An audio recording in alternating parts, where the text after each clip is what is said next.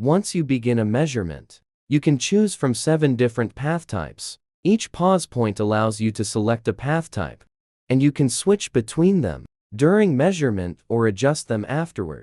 Straight line is the default path type. It connects 2 pause points with a straight line, no matter the actual path you take. This is useful for measuring direct distances while navigating around obstacles. The curve line type can automatically fit a curve based on the measurement points and ensure that all measurement points are on the curve. Trace line captures the exact path your BaoRuler device takes between pause points. This makes it ideal for accurately measuring curved or complex shapes with accuracy. To capture an arc, measure at least 3 points: a start, middle, and end.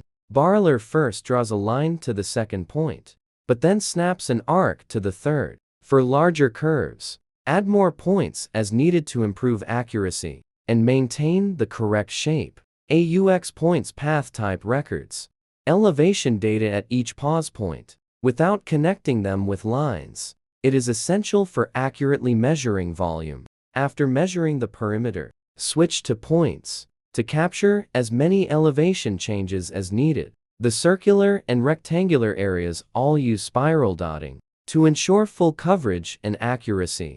The wall function is applicable to enclosed and confined spaces. Walls. Place the BaoRuler without the stick against a wall. To capture the plane, you don't need to stop at each corner, as wall path will extrapolate them for you. To measure a circular shape, use the circle path to capture at least 3 points along the edge without returning to the starting position. Capture the points in a triangular grid pattern. For better accuracy, the app will automatically generate the best fit circle. For larger circles, understanding and selecting the right path type ensures the most accurate measurements for your project. Use pause points to plan your next path type, especially when working around obstacles or complex terrain.